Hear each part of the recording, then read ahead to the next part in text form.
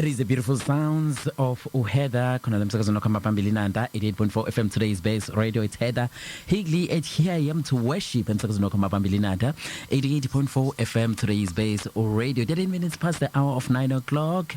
Khona la emsakazweni sibonga kakhulu lapha ke ku Felicia Bloom kade ibambile ke all the way from 6 to 9. It's easy on Sunday. Yabona when it's easy on Sunday siyangena ke thina ke sesizolungisa khona la emsakazweni nanda 88.4 FM today's base radio. Right, igama lami ngumfundo wakamthembu uzohlala nawe kuzopobolelana ke nje ihora le-12 uhlelo sithi nje asilungiseni. Uma ufuna ukuxhumana nathi ke ungaxhumana nathi lapha nje uthi nje ku WhatsApp uthi 0687649969 0687649969. Well siphuma pasikeni ya ne ubamndabedla bengithi uzothuka ukuthi asibukise nokunye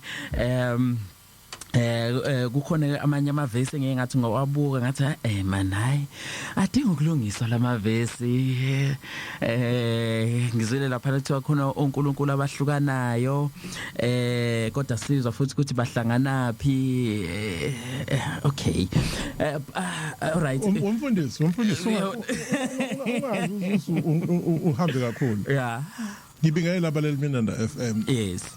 You have had many conferences from the Council of Nicaea, the Council of Jerusalem, the Council of whatever. Yeah. But we do need the postmodern council of South Africa. Yeah. Where Christianity in South Africa must be discussed. Discussed in the context of whether it is making sense and correcting, especially since there is a discovery. Okay, mfundisa ngithi lokukwena. Yeah. Okay, ake siqale la before siqhubeke singaze siboshwe. The following program contains mature subject matter, coarse language and discussions of religious beliefs, ways of life and those of sexually suggestive nature. These may seem offensive to sensitive listeners and parental discretion is strongly advised. Okay. I-Council of Joburg izofunakala. Yeah. Yeah. Ngapha le nje sizama kuthiwa ibe se Cape Town Thabo. The Council of Cape Town. Ngathi sasikhuluma lento. Yani zilungi Christianity eSouth Africa ingazange ibe khona iCouncil of South Africa. Yes. Yonke into bayikopisha from. Yeah, Council of Jerusalem, Council of Nicaea, Council of Chalcedon. No. Awabo, what about the Council of Cape Town? We need Christian Council of Cape, where there's going to be a discussion regarding the relationship with black people and Christianity in South Africa. Yeah. And keep our own vongwe or figure with culturalization, but or a European culture, right? In the midst, and abantu ba embrace as a defense for what Christianity is. Okay, here's a beautiful thing about it. Yes. A Council of Cape Town, what should it do? First, let's correct the verses that up to this day the world has noted what they are not. Dr. Stavropoulos, yes. Jeff the atheist, Matt Dillahunty, Alex O'Connor, Dan McCracken. Let me name baningi.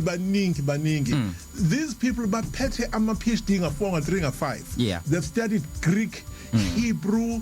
Now, that's the problem. We don't have scholars like that in South Africa. In fact, I'm scholars at Mfundisi, you know what they do? They imitate Art Batman's information. Like Lentens again, Gama 80s and 90s, where I'm South Africans, these boys are Babefunu Upili Soft Life. Back at Maba imitate your Creflotula, no TD Jakes, no Joyce Mayer, but convector in what is I went to Zulu, Bazos fit the information. Yeah, because Guningi. And I don't speak as umsakazi alone, but I'll speak as ngesixhobo sami sofundisa maningi amavesi ekade si excited ngawo ngephasika that were not when we interpret the word Eli, which is my God, lama sabathan, which is lapha na interpretation ifakwe yathi uNkulunkulu wami ngishiyelani na, which is not true, absolutely not true. And muzobheka the original language uJesu ayekhuluma, which is Aramaic, it does not mean uNkulunkulu wami ngishiyelani na, akusho lokho. So it's one of the things ukuthi in the excitement of the Passover we must fix those things, and how love and opportunity maybe ngonyaka ozayo before iPhasika lifike we should come and maybe correct amazwi ayisikhombisa siwalungise ukuze mhlawumbe nabaya kuona correct noba. That's the problem.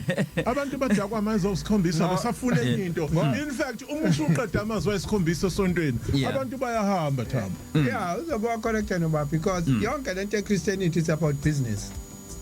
As long as ingadlalanga icancel ekuzovunyelwana kuyona. Yeah. Njengamanje it's business and iPhasika.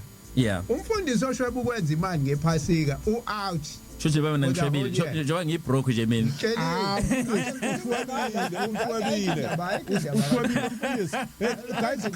Okay, Tirana. Tirana, they made almost 15 million. What's Tirana? Tirana is lentwana le yase eQwaqwa. Yeah. Yeah.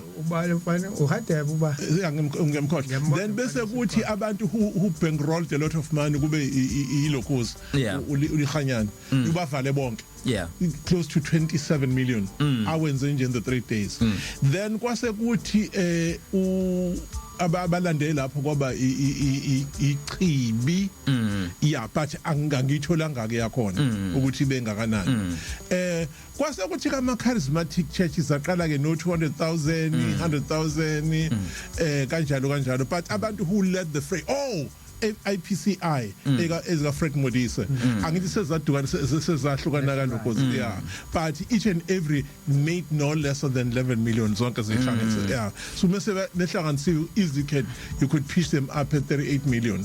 So ngiyaphi la ngiyakhona uma umfundisi South Africa uhluleke ukwakha imali ngama Insta umkwena Knox, thank you so yeah umkwena, so you are doomed. Aye guys, yabona abantu mele ngithole umfaniso into kade ngiyithethela selavala. Yeah. Ngilibone how nalo last weekend abantu bebekhona bekechurch kade lawa leli bandla beliqwani phela. No Thabo phela ukhumbule sathi sinawe amasonto astrugglishile after COVID. Kuthathe a lot of energy ne marketing ne energization for these churches to come back. So 2025 has been a revelation ukuthi avukile, but awavuki kahle avuka asemin and two avale isikhala sasho Bushiri nesasho Omotos. Yeah. No. And the fall and the fall and the fall of Umporo. Yeah, but Umporo Amotoso, these are 3 different tools. They don't even see eye to eye. But if fall yabo, is she vacuum? Wase kungena lawa avene asima makakhulu ngoba abantu there to find a house of dependence. Black people in South Africa is not about faith, it's about a house of dependence. But the other guy, maybe he might have fallen who's this or Motos, that one might be dented, but the other one was is it Botswana? Uzovuka Omotos. Yeah. Underestimate Omotos i-cult yakhe inabantu abaningi abamthandayo. Angiphi cult phela nami ngizebe i-cult phela na. In South Africa in Christianity, your church has to have cult symptoms for you to survive. Uma ungenayo cult awuliboni edlalayo. Abantu they respond well to a cult and they respond to the gospel of Jesus. Let's be honest about it. Is there anything wrong by responding to the gospel of Christ? Because that's ayinamali mfundisi ayina glory lengishumayelayo mina wena mfundisi sazihamba ngenyawo naminyaka eminingi ngoba wena you are teaching the gospel of Christ. awungeke uzonikele ngale fortune Into engasiza cha outlander yami ngiyilungise ucathule ngayo but mase sinawo siqale siform a cult yeah and uhambe uyothwala ubuye then bese siqoqela abantu besifazane kahle nje ama slay queens ex hookers oh you're done siwaqina ama hooker agqoke kahle bangabe saphinda ku industry oh you're done and dusted mfundisi uyakhona phe millionaire overnight. Alright, umsakazo kwamba phambili nanda 88.4 FM. Which means I'm a millionaire in the making. Babu Ndabetle no Bob Sambot sinibingelele kahle. Namhlanje sikhuluma ngani? Just give us a nutshell. Okay. Topic today. Yeah. It's the making of a black Christian woman. Alright. The making of a black Christian woman. Ake ngiphinde mlaleli. I-topic namhlanje ithi the making of a black Christian woman. How was a black Christian woman made? He was formed from slavery. Yeah. Around you know what happened to Congo ngithi. Yeah. Enye into ezocela siclear up. Eke siyeke le myth engekho yokuthi Christianity yaqala Ethiopia. That is not true. Okay. That is not true. That is not true. That is not true. Christianity did not start in Ethiopia. You know. But what you find in Ethiopia, yes, ama relics akhombisa ukuthi kwase kuni after especially after King Azania. After King Azania. Yes. Kunama relics approval ukuthi probably they were the first people to take kindly to Christianity. But I came across information in Distepile with King Azania akazange Christianity I adopted voluntarily. There was pressure upon him to accept Christianity. So what you're having in South Africa now, kunabantu aba excited about Christianity started in Ethiopia. But now Ethiopians say now ayaphika leyo that no, where do you get that information? Mfundisi, I've spoken to 7 Ethiopians. Khona uThaba indawo angihambisa akayiposter la ekhombisa khona ukudla and how Stradwa Street has been taken over ngaseqaleni by Ethiopians. I met 7 guys ngahlala nabo kahle in one of the restaurant. La bepheka khona ithumbu balithosa libe uqinso olungaka and limnandi kabi ithumbu lesiclub. Yeah. So ngabuza elinye abathi kumina he's the elder, he can help. Sahlala naye esihlalweni. I ordered food sadla nawangadla kwakudla mina. So then what happened mfundisi is that wachaza kahle kabi he's just a Ethiopia. Yeah. Wathi kodwa he thinks and ngokwakhe it's a lie ukuthi Christianity started in Ethiopia. You know that. But in Ethiopia you've got lots of people mayunachs akabakhona kudala abantu who had come across Christianity ishunya eliwe kubona. Base be preserve information.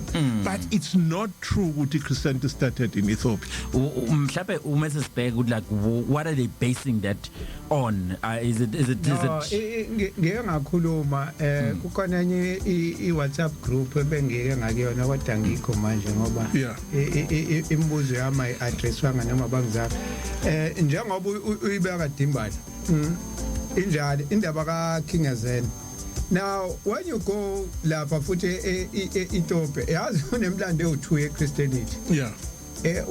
King Azania ubusa ngesikhathi khona amanye amakhosi futhi awu2 amawele engazi udento yenzeka kanjani. This is why nakhona imlando yakhona has been corrupted ngoba exactly my point. Kuthiwa yafika no Freementers khona kuthiwa Freementers ngiyabona uFreementers yena wafika neChristianity khona. Now even imlando ka Freementers eEthiopia khona o2 Freementers babehamba ngomkhumbi and umkhumbi wa collapse then abacwilayo yena wasaveka then iwathathwa Ethiopia wafike wakhulela eAksum wakhulela wasebenza ngaphakathi kwiRoyal family.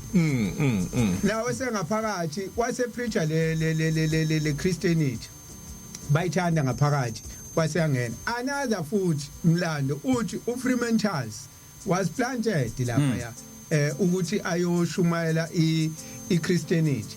Owesithathu umlando uthi uFreementers futhi khona lapha ebukhosini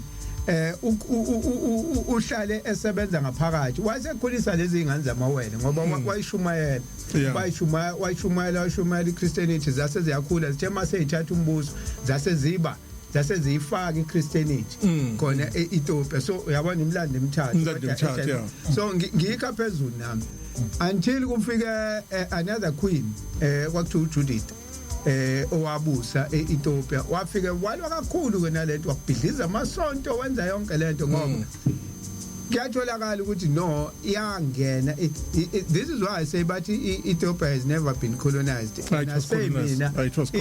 was mentally colonized Ethiopia was colonized Christianity and benza lento yenzeka la eSouth Africa le yokuthi Christianity ifike ifakwe kwakhiwa ikole namasonto bese kuthathwa ingane zamakhosi ekuyofundiswa zona ukuze zizothi mase ibusa bese ziyifaka lento yeChristu zingabusi exactly ziba njengenkosi yamaZulu ingabi 100% isile sambile nje bese kubeke obala uthi umKristu namanye amakhosi ke Africa uthola ukuthi ama-Christian so bebe colonizer ngokweyikhali baphinde bazonicolonizer mentality Ethiopia ke iChristianity ingene ingakho khona laba kuthiwa amafalasha amafalasha Jews amafalasha resist they resist ingakho noQueen Judith lo wafika khona kuthiwa kuyasolakala ngoba manje imlando simningi ukuthi wayeyifalasha one of the falashas ingakho athi mayingena wayese elwa neChristianity wabhidliza zonke lezi zakhiwo zeChristianity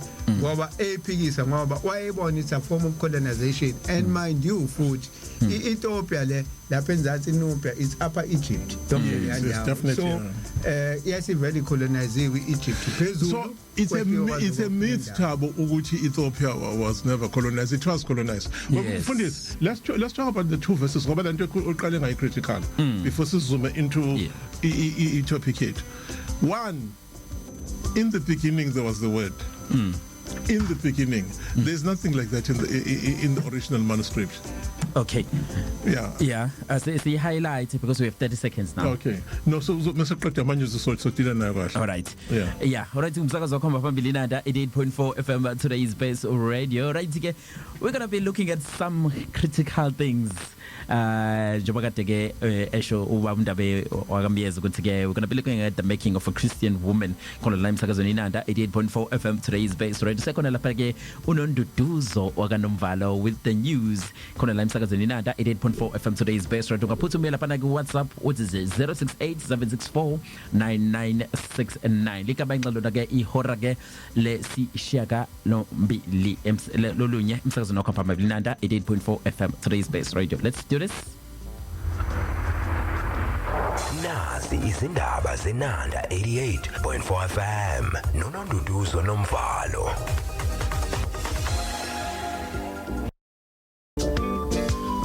Alright, kumsakazo khamba phambili nanda 88.4 FM today's base radio. Right ke sekulona ke udaba la uhlelo asilungiseni umsakazo khamba phambili nanda 88.4 FM today's base radio mamashumi amabili imzuzu ngaphambi kokubomalana ke ihora le10. Alright ke usekhona like ubaba undabe wakamyeza naye mfowethu lapha ke uSambothi yeah sikulona lolu daba la khona sithi khona nje the making of a Christian woman mhlawumbe ke the black woman especially the black woman mhlawumbe ke mhlawumbe mungase before siye phambili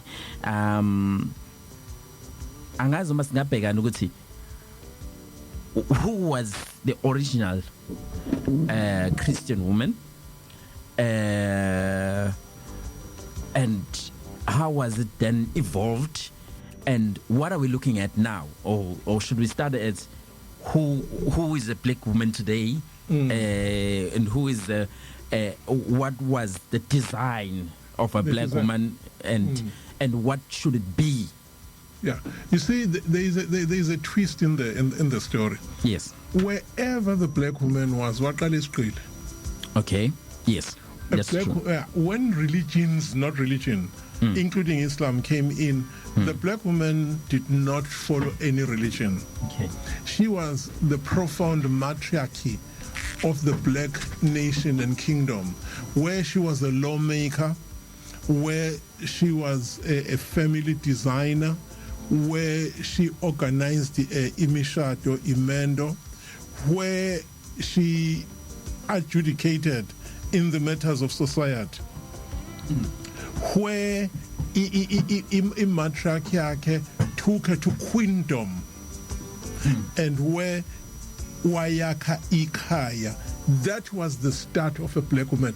Wayaka ikaya ngoba indoda yayaka umuzi. Again, paint the food. But when she got enslaved, all her status, her godliness was diminished and reduced into a secondary woman, which is dehumanization. Okay. And both the Islam and the Christianity enslaved her.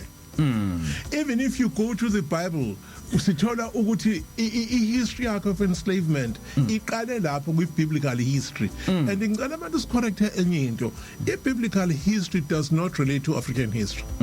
But kwi-biblical history ucishe uthole izinto ezazenziwa abantu bekhuluma ngempilo yomuntu omnyama. Akekho umuntu omnyama okhuluma ngomlando eBhayibhelini wabantu abamnyama. Okay. Yeah. Ake ngiphinde. Akekho umuntu omnyama eBhayibhelini okhuluma ngomlando wabantu abamnyama. Ake ngisho futhi, if ufunda incwadi le kuthiwa incwadi engcwele iBhayibheli, akhona eyodwa indawo la sithola khona any black prophet, any black leader or ekhuluma ngomlando. Yeah. But ingcithabuchopho zethu ziyakwazi ukubuka lawo ma-period e.g. 0225. That was long before the Garden of Eden and long before everything that was prophesied ukuthi idithemne umuntu wesifazane. Yes. But the story of Abraham and Eve, again, Eve is not the mother of earth. She's neither the mother of the nation, because there is a period which is before Eve. Number two, the earth is not 6,000 years old. It's almost 4.6 million, no, billion. Billion million. The earth. Ay basha ma billion. Yeah, 4.6 billion asibe kanjalo so say forward. So ngizama ukuthi ke mfundisi isengiprovile ukuthi kumlando umuntu osifazana uqhamukaphi up until registered to slavery. Well, in terms of that, okay, no, ngaqhubeka because so siphume into the postmodern era. Yeah. Now, MSF America with slavery, wa nukubezwa ngokucansi, ukuproducer ingane, ukuze futhi akwazi ukuncelisa ingane kabaswakhe.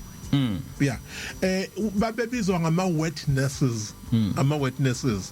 Babedlwengulwa, bazale. What the purpose was to breastfeed ingane. Hence we have an angry trauma caring that khona le race le engafuna ukuyisho and that is very angry. Yeah, mnyama.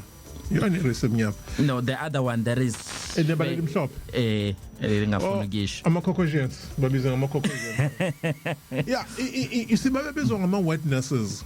Now, there was no Christianity impoverished umuntu omnyama. Yeah. First, you are taking into the foreign land. What happened? You are raped. So come and correct us. Angas block baba TikTok. We are raped. We are nukubezwa. We are dlungulwa to produce a certain race. Yeah. Yabo le ngane zizothathwa futhi ziswe emakhishini ziyosebenza in the house of Masa.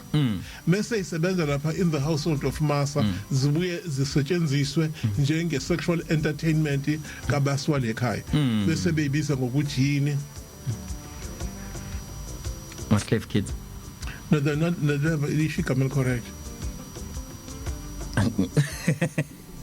Okay, ingane ezazidlwe omamazo ababedlwe ngula, they were known as old bones. Sure. Yeah, old bones. Elinye igama ama-witnesses. Ngoba babe ncelisa ingane zobasibaba, old bone. Lezi ke eseyiproduciwe ama-mulatto, mulatto meaning a donkey, umuse and us. Zayibizwa ngani? Umuma wazibizwa nge-long bone. Zayibizwa ngama-yellow bone. Yeah, ngoba ziyimpofana. Uyabona ukuthi umuntu osifazana omnyama uqhamukaphi emfundisi. In Congo banqanyulwe izandla ngoba bengafuni ukwamukela inkolo. Angifuni ukukhuluma ngamanye ama-atrocities enzeka in other countries. Now, apologists amaningi, they attempted to deny that history, but these were not Christians, but inkolo ebuKristu yasetshenziswa ukufeza idingo zobumnyama, but engikwaziyo leyo nto ivunywe Council of Berlin yahlanganiswa abantu who in the process were known as Christians. Okay, here's a correction. We are not here to condemn Christianity. Ngifuna ukukhombisa umlando womuntu omnyama ukuthi uvelaphi. Yeah. Mfundisi, in the bans in America, screaming America, imagine, babe kwakufika ubasa azohlala emuva and listen to the black preacher khuluma eshumayela engayisebenzisi imbhalo enjani engcwele, because uThabo wathi they were not allowed to read the scriptures. Ngicela ukubuza, for almost 20 years uyashumayela kodwa imbhalo engcwele uyazi. Ushumayela kanjani? Yiphi source yakho? So ubasa wayezokutshela ngomlomo ukuthi khona ivesi elithi masters obey slaves, obey your masters, hamba ke ushumayele ngalo. So ubaba uzoshumayela slaves, obey your masters, literally destroying the thinking yalaba bantu ukuthi they are slaves. Intando kaNkulunkulu, it's a blessing to be slaves, they must thank God for being slaves. Kufakwa ndapho already itrauma. Aphinda basafike nelinye ivesi elithi wena uzalwa uhamu, ubaba wakho wayenqunu edaka utshwala, wadlwengula usisi wakho kwasekuphuma wena. Meaning say when inzalo kahamu, so you are cursed. So the Bible of the gospel of curse was instilled in the minds of these people. And so around the world, that is the type of a gospel that was fed. So immediately the black woman within the Christian fold, ukhule nalo self-esteem, of which is siyayibona manje. Kutheke ngama 40s, something unimaginable happened. Waqala ngoba wayesene access to universities, the black woman, and 50s. Wasezama ukuthi azame ukuthi aphucule isidima somuntu omnyama wesifazana. Then American government did something amazing. They funded 2 NGOs. One of the NGO was led by a woman called Esther Baxter. They started ama magazines. Ama magazines ba paint a black woman egqoke inappropriately, ephethe ugwayi, and very desirable. Kwase kuthe tuzakha kube namadoda awu7 who look up to her and admire her.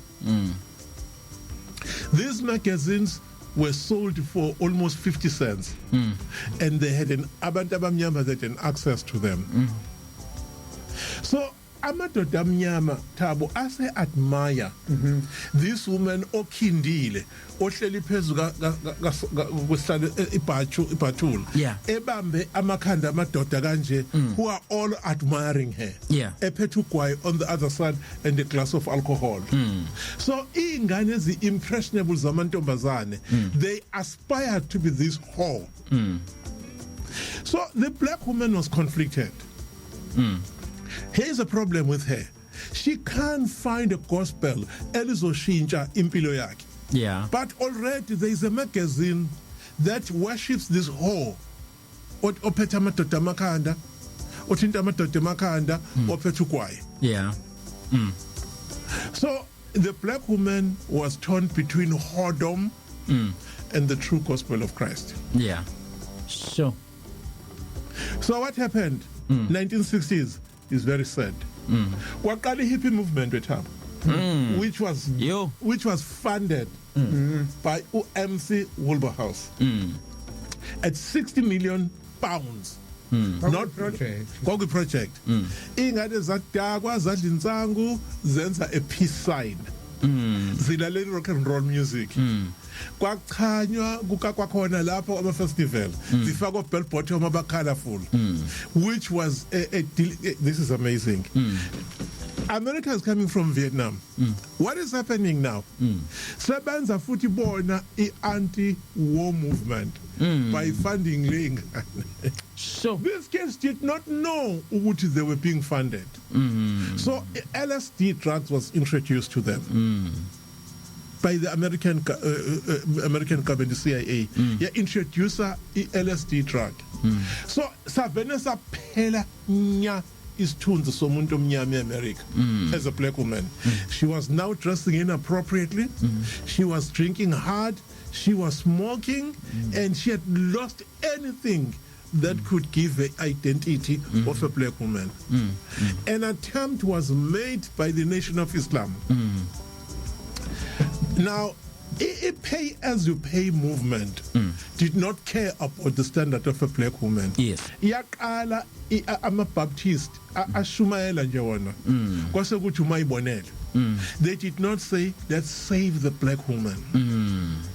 So, a black woman uziyele kwi-Baptist movement of her own choices. Wafika wafaka amaqhoks amnyama, wafaka isigqoko esimhlophe, amaqhoks amhlophe, isigqoko esimhlophe, wabeka ijezi emahlombe. As some way of restore isithunzi sakhe. Zama ukurestore isithunzi sakhe. Yes. You know that.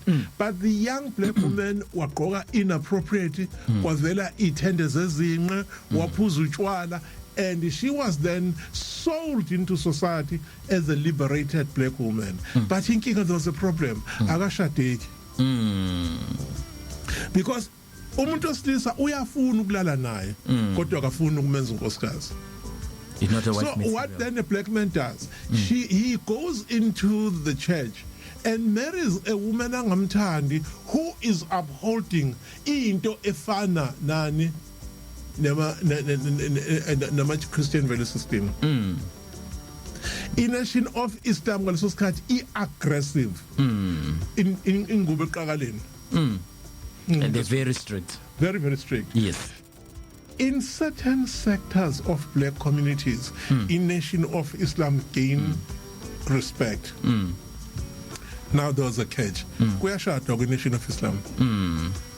But kuma Christian sectors akushadwa because Christianity is torn between performative Christianity and whoredom Christianity. Which omabili muswabheka i-trauma response. Uyabona ukuthi ushawe kanjani u-black woman. So uma sesimbuka namhlanje na ku-black woman noma ezama Nkosi yami uSisi ethi uyaphakama eyibiza ngomntwana kaNkulunkulu. But she goes into social media ayojikela i-trauma yakhe khona. Engaboni ukuthi the more a poster laphana, the more as the exposer yena.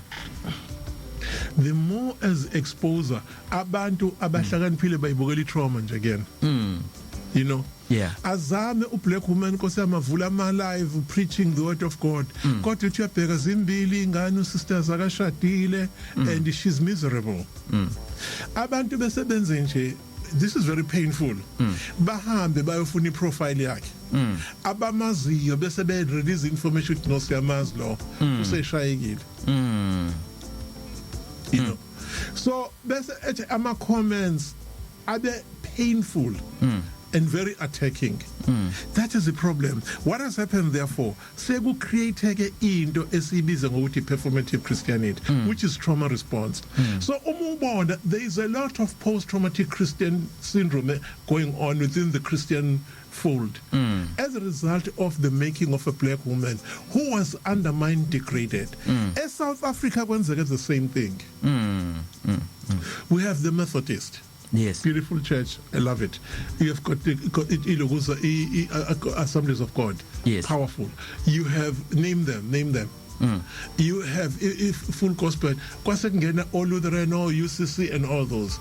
Zizame ebona umasonto mfethu namanje ngiyawahlonipha akungathi into ngoba ungavuyi part of that movement obusuyexhaka. Yes. Azame yonke indlela yokubuyisela isithunzi somuntu wesifazane. You know, example, Tata Mabutho. Busu Tata Slilo. I want Slilo. I want Slilo.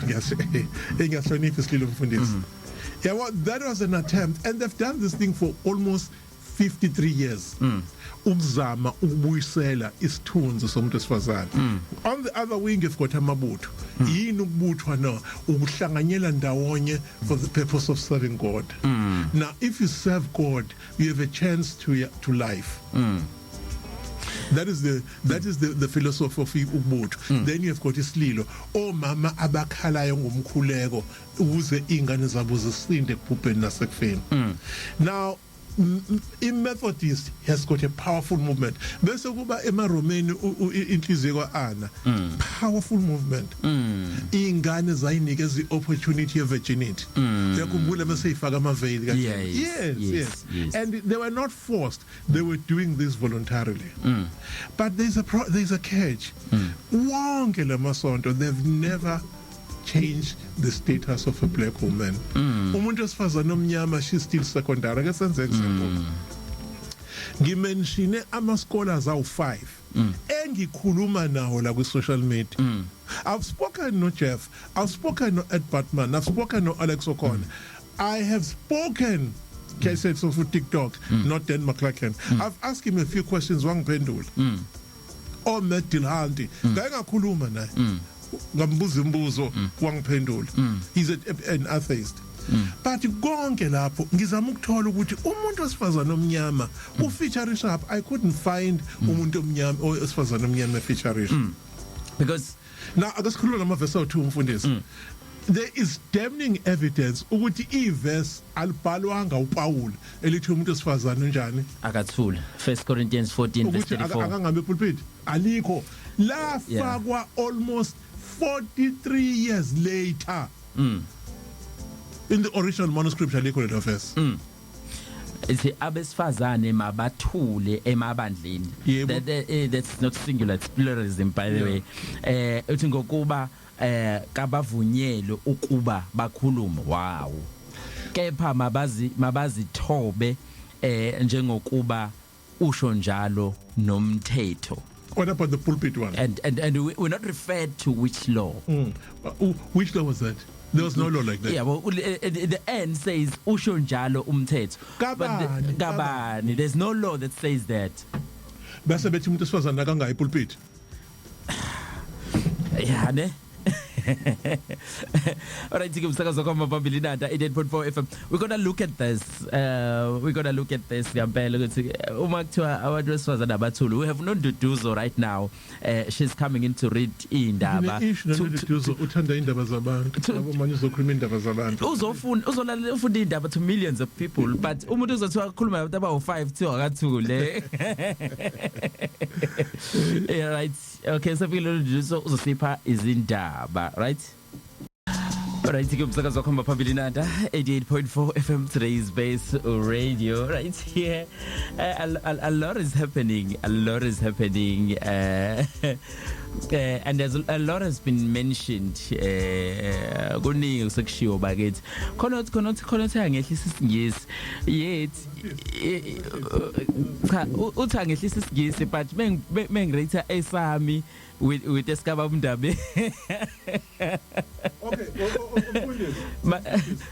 ngila baba la ngiqala khona ukuthi na when you talk about wenze isibonelo la ngonanga umuntu esifazane who owayibhema eshaya usheqe ekhindile elentuzana. Now in the church angifuna isikhuluma ngabantu abaningi bakithi noma ngifuna isikhuluma ngezinto zabantu, but yeah, we have one of the churches, most of the churches that are led by women today, where they feel ukuthi bona they should wear revealing clothes.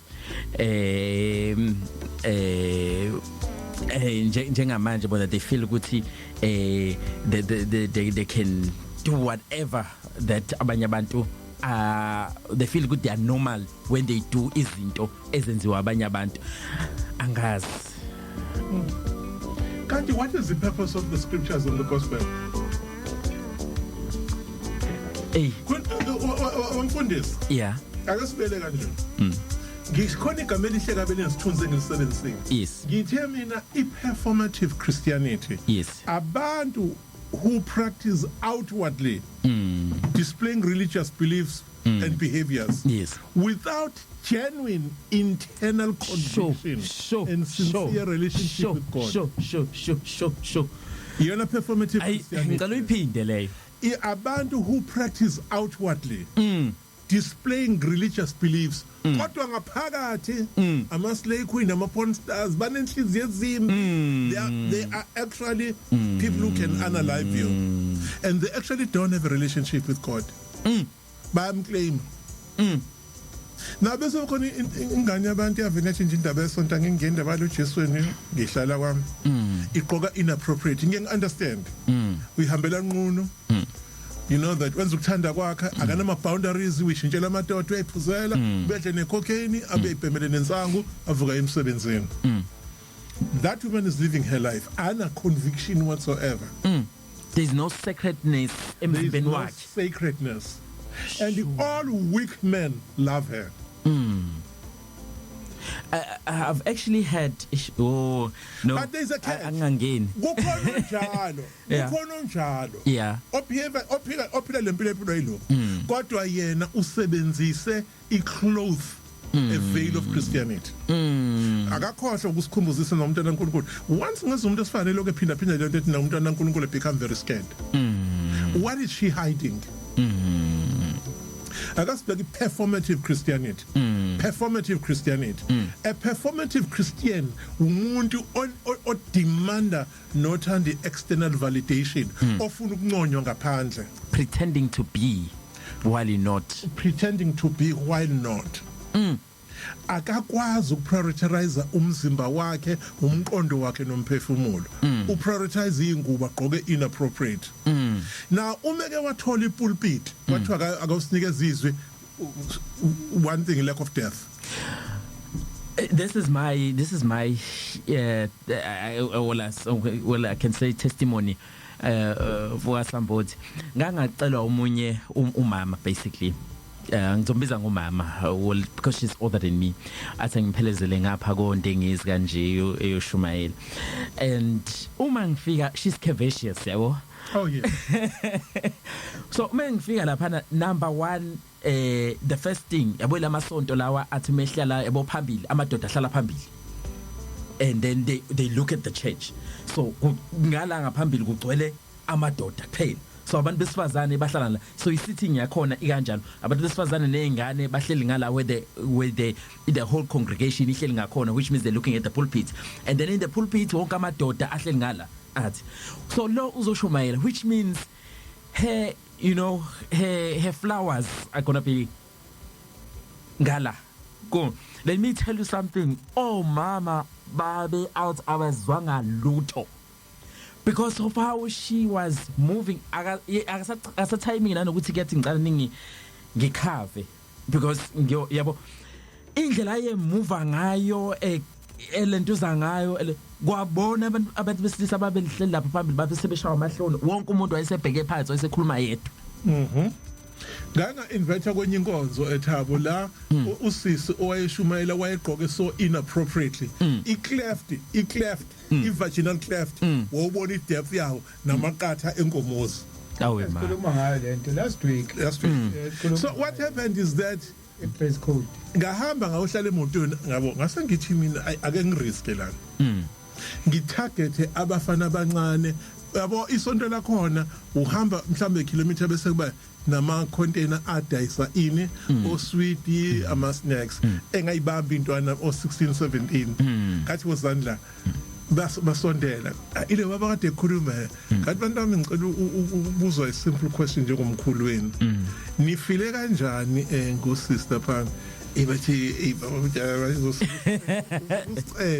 kathi no ngifuna ukunderstand ukuze lento ngiyidiscuss noma mabenkonzo nomfundisi but ibese silimele kade sicifile nomesho ukuthi ithintana ukuthini ukuthi ay ngoba thina besifocus with sexual geography yakhe lento aduyisho nge-Nation of Islam ukuthi kuthe konakala ngala kwa Christianity yaloku imile yona ngama morals umuntu esifazana imfune emgaqweni and bathe besuka mfethu babe empowerish abantu besifazana baba neinkonzo specifically zabantu besifazane where kuzoma umuntu wesifazane talking to womenhood uThabo at some stage babenze nje lo abantu ngoba ngiyakhumbula ama programs abo mfundisi they would have ayikho into ekuthiwa Islamic Church Service babeba neinkonzo zayiforce inkonzo ukubona ayikho inkonzo ngoIslam uyakujuma kube kuphela but Elijah Muhammad introduce indaba yenkonzo ukubona bahambe bayohlala phansi balalele inkulumo bese benze nje wathola amabhodwe inhlekisa lo thamaqatha then bese kuthi ngala kube netafula o amadodakazi amngala oma bamngala bese bekuphambanisa noma wakho ungabi uma wakho then bese kuthiwa bafundisa ukupheka so even if you don't have a relationship with your mother they made it a point ukuthi lapha noba ne relationship with your mother kube khona inkonzo he ogogo bezobekwa estage yabo bese kuthi ingane zihambe zothatha ibusiso kubona ngeke ngakwenza kwenye inkonzo lo we ngahamba ngaya Thabo yabo eposini eThekwini I bought close to 100 flowers ezimhlophe ngibizi ukuthi ngizoba isikhuluma enkonzweni so kuthe mase lokuza ngase ngicela zonke intombi ezincane ngacela bonke ogogo ukuthi umfundisi wangivumele babe stage kwabekwe ihlala that is not going to take long so ingane zonke ngalayinisa ngasodungeni so ingane zazenze nje every child will go kugogo imnikeza imbali bisiyagoqa ithola iblessing ephuma omama bakhala ngemuva yabo so ogogo they got a chance to bless their children ngikubase up ke lokho mfundisi a child who's blessed will go and wage a war with children that are blessed sure ngakhohle kangiphinde futhi a child who is blessed will go and wage a war with a child who is blessed will go to the home of a child who's blessed and wage a war ngani she or he is blessed ngizama ukuthi ke mfundisi ama performative Christians one they dress inappropriately number 2 banolaka 3 banenhlamba ake ngiphinde ama characteristics of a performative Christian banenhlamba banolaka and abahloniphi banenhlamba banolaka abahloniphi they dress inappropriately now njengamanje umubheka abantu besifazana abaningi laba abanezinqe they try to amplify and highlight izinqe zabo kuthina where does that come from ama magazines ama 80s now where did that became popular from the porn movement oh by the way Pornhub is owned by a rabbi aibo Pornhub is owned by a rabbi ngicela ungaleshi igama lakhe la ngoba bazosivala somkuklish ne fans only is owned by a rabbi these are the Jews so what these brothers are doing they don't show Pornhub in their countries and nasenganeni zabo they don't give them access to Pornhub so ingane kaGoyim irefrath izona ibuka iphone ezencane so that they'll start developing sexual thoughts now imagority number 5 imagority Thabo of single Christian women laba abathi babantwana bakaNkulunkulu they tend to have children abayithole out of wedlock bese obaba bazo behlukana nabo bese bekhula nezingane zabo and then what happens is le ingane bageza ingane zabafana bageza nabo bahamba benqunu phambi kwazendlini ake ngiphinde inkanyisa bahamba benqunu phambi kwabo phambi kweingane zabo zabafana bengaqhokile endlini there is no dignity abanye bageza ngisho nazo ekseni bemazi esikoleni ugeza nengane neminyaka ewu4 yomfana so ibuka yonke ibody makeup kamawayo ngeke ingane yomfana idevelop sexual disorientation igeza noma the truth of the matter is ukugeza nengane yakho yomfana sikhulile as a single mother is inappropriate so inappropriate that is the problem with performative Christian yini ba ma trauma carriers ngeke ugeze nengane yakho yomfana no 5 years ungena trauma lekhanda Ulimele. That's what I'm trying to say. That is the problem with performative Christianity. Because in performative Christianity, a trauma response. You are responding to trauma. So if you see now the making of a Christian woman, you know. So usunamasonto who are struggling. Amasonto labantu besifazane begqoka inappropriate, bedagwa, beyiphatha nami kanjani, bethuka inhlamba kuma social networks. Amasonto aba accommodateayo, they are very popular. Bese kuthi amasonto who are rigid, who adhere to God's principles like SDA Jehovah's Witness. Yes. Abafuna kwabona. Kukhona la ku WhatsApp othi na ukuthula akuyona njalo inkolo yobuKristu ekabavumeli abantu besifazane ukushumayela nezinye inkolo azibavumela abantu besifazane ukuthi bashumayele, which means akuyona Christianity kuphela, but then Christianity didn't say that abangashumayeli. It didn't. But that argument is lame. Yes. As defend Judaism la, as defend Islam. Yes. Ngicela be honest sibheke Christianity. Yes. We're talking to a Christian audience. Yes. Sikhuluma ne-audience ne-community yama-Christ. Exactly. Ngicela focus lapho. Ngikhuluma ngevesi alibhalwanga uPaul la verse lokuthi abantu sifana bangashumayeli. A very naughty bunch of people bali add later. And amanye theologians they've said that into when we look at the context of that verse, maybe sebezama ukuchaza amanye theologians, they said because abantu besifazane when uPaul wayikhuluma ayisithi mhlawumbe for example umama Sambothi ngesikhathi mina ngikhuluma mina ngishumayela, and then umama Umyeza will be asking you, because abantu besifazane usually they are very interactive. Yeah. Yes. So why say to get abantu besifazane mabathule because of that, which nakhona I think it doesn't end up. But yes, when you are a very reasonable theologian, yes, you isn't just as Resina, you discern a lot. Yes. By the way, discernment yangasekho Christianity is lost. Yes. Ngicela ukubuza okabani lo mthetho mhlawumbe ke selifunde leli verse mfundisi ngakwazi ukulaccessa lithi abesifazane mabathule emabandleni ngokuba kabavunyelwe. Ubani ongabavumeleli abantu? Ubani ongabavumeleli? Please don't tell me it's God, because God did not say that. Yes. Ubani ongabavumelanga abantu besifazane ukuthi bame pulpit bashumana? Now uthi ngokuba kabavunyelwe, and there's no reference. When you're reading a scripture, if Bible liba nama references, ama scriptures that reference each other, there's no reference to the scripture. There's no reference. Qhubeka mfundisi, sorry Thabo, sorry. Akuqhubeka mfundisi, qhubeka. Kabavunyelwe ukuba bakhulume, kepha bazithobe to what? Bayithobe to what? Babazithobe njengokuba usho njalo nomthetho. So number one, asithola ukuthi kabavunyelwe ubani. Okay. Number two, akasutholi lo mthetho lo. Number three, bazithobe to what? There's no explanation. Umthetho kabani? I don't know. Family. Uma kukhona umuntu ohleli lapho onomfundisi oseduze kusofa olalele lo hlelo. Ngicela uthi ubaba Umyeza kuNanda FM at this moment in this hour behleli nomfundisi uMthembu. Bacela umuntu ozo reason theological, not evangelical. Mina ngikwazi ukureasona nama evangelists. Yes. Anenhliziyo ezimbi, ayahluthuka, a temperamental. Theologically speaking. Yeah, ngicela a theologian on a access to Hebrew and Greek knowledge. Hayi okwazi ukuyikhuluma kodwa one access.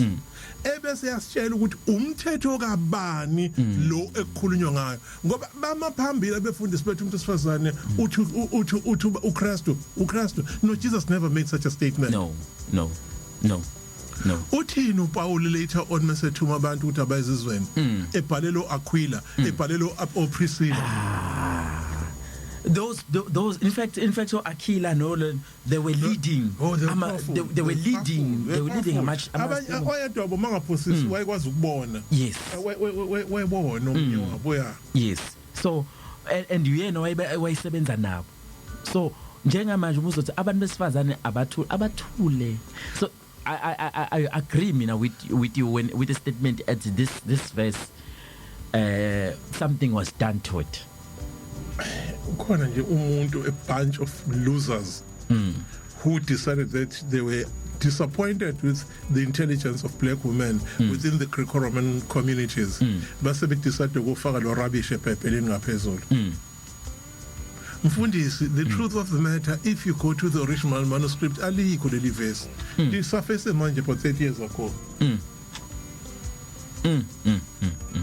So ngifuna ukuthi uma kuukuthi mfundisi sizolungisa isithunzi somuntu wesifazane. One, umuntu wesifazane eThabo must have a knowledge of her culture. Awukwazi ukuba nomuntu wesifazane who has zero knowledge besiko lakhe. Ake ngiphinde futhi. Awukwazi ukuba nomuntu wesifazane one leadership emphakathini, a black woman who claims to be black who has got zero knowledge of her culture. Ake ngiphinde mlaleli. Awukwazi ukuthi ube nomuntu wesifazane who has got zero knowledge of her culture. Because uyabona i-potential for hypocrisy bankulu lapho. Performative Christianity can lead to hypocrisy. Performative Christianity can lead to hypocrisy. So as individuals, we've got to be careful how we base our knowledge of Christ entweni njengalezi.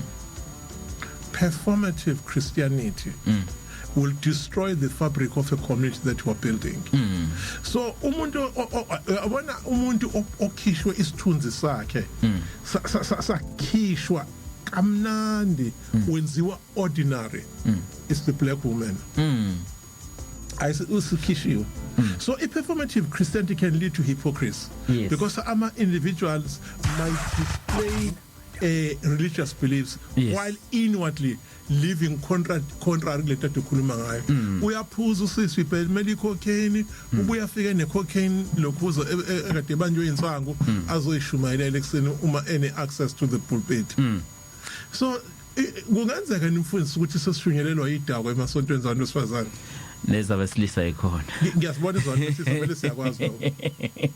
Alright ke umsakazo kwaMapambilinada 88.4 FM on the thought ake sihambe sishwije siyodayisa. Umsakazo kwaMapambilinada 88.4 FM today's best radio saphine Peter siyalungisa asilungiseni igama lohlelo.